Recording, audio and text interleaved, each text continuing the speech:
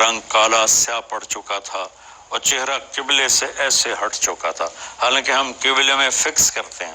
عبد الملک کی یہ جگہ لال سرخ تھی سیب کی طرح۔ پھر میں نے ولید کو قبر میں اتارا، تو جب میں نے اس کے چہرے کو کھول کے دیکھا تو اس کا چہرہ قبلے سے ہٹ چکا تھا اور رنگ سیاہ کالا پڑ چکا تھا۔ پھر میں نے سلیمان بن عبد الملک کو قبر میں اتارا، اور سلیمان بن عبد الملک بنو امیہ میں سب سے خوبصورت تھا، تو اس کی جب میں نے کفن کی گرہ کھول کے دیکھا تو اس کا چہرہ بھی کالا پڑ چکا تھا اور چہرہ قبلے سے ہٹ چکا تھا۔ بلکہ سلیمان کے ساتھ تو یہ ہوا کہ جب اس کی میت کو قبر کے قریب کیا اتارنے کے لیے، تو وہ لوگ آگے پیچھے ہوتے ہیں، کوئی نیچے رومال ڈالتا ہے، کوئی کچھ کرتا ہے، یہ ہم جو مرد ہیں وہ دفن کرتے ہیں دیکھتے ہیں۔ تو اب سلیمان کی ڈیڈ باڈی ایسے ہلنے لگی، ایسے ایسے ہلنے لگی، تو اس کے بیٹے بولے کہ ہمارا باپ زندہ ہے۔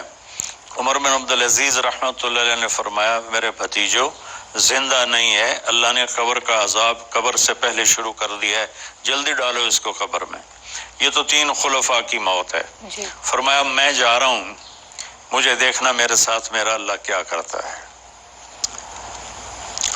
آپ اندازہ لگائیں 3 بر اعظم شخص کی حکومت تھی اور 2.25 سال ٹوٹل حکومت کی، اور 2.25 سال میں 3 بر اعظم میں زکوٰۃ لینے والا کوئی نہ بچا۔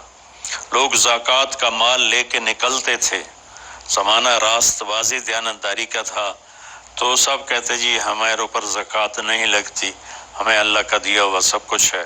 تو اسپین سے لے کر جنوبی فرانس سے لے کر اور ملتان تک جس کی حکومت ہو، اور ادھر شمالی افریقہ تک جس کی حکومت ہو، تو وہ اس نے اپنی جان پہ مشقت برداشت کر کے قوم کو سکھی کر کے آرام کی نیند سلایا۔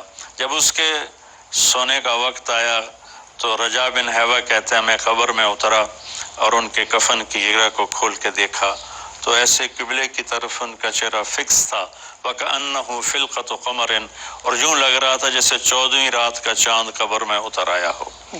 تو یہ محافظ ہوتے ہیں سرکاری مال کے، مولانا صاحب خیانت کریں گے تو بہت بری طرح پکڑے جائیں گے۔ یہ اتنی شاندار سبق آموز مثالیں ہمارے دین کے اندر موجود ہیں، یقین کریں یہ باتیں سن کے ان سے سبق سیکھنا چاہیے، رونگٹے کھڑے ہو جاتے۔ لیکن ہمارے ہاں جو یہ حکمران ہیں پھر یہ کس کو فالو کر رہے ہیں، ان کا کون رول ماڈل ہے؟ یہاں تو آپ بھی جانتے ہیں کہ قومی خزانے سے ان کے تمام اخراجات پورے ہو رہے ہیں اور اس پہ ان کو کوئی شرمندگی بھی محسوس نہیں ہوتی۔ کیا یہ بات بھی ٹھیک ہے کہ جیسی قوم ہوتی ہے پھر ویسے ہی اللہ تعالیٰ کی طرف سے حکمران بھی نازل کر دیے جاتے ہیں ہمارے اوپر؟ بس جیسی پرجا ویسا راجا، جیسی عوام ہوتی ہے ویسے ہی راجے ہوتے ہیں۔ اورنگزیب عالمگیر پہلا شخص ہے جس نے پورا ہندوستان فتح کیا اور 50 برس حکومت کی، اور قرآن ہاتھ سے لکھ کر بیچ کے اس سے اپنی گھر کا خرچہ چلاتا تھا، اور کپڑے کی ٹوپیاں سی کر اس سے اپنے گھر کا خرچہ چلاتا تھا، اور ساری عوام خوشحال تھی۔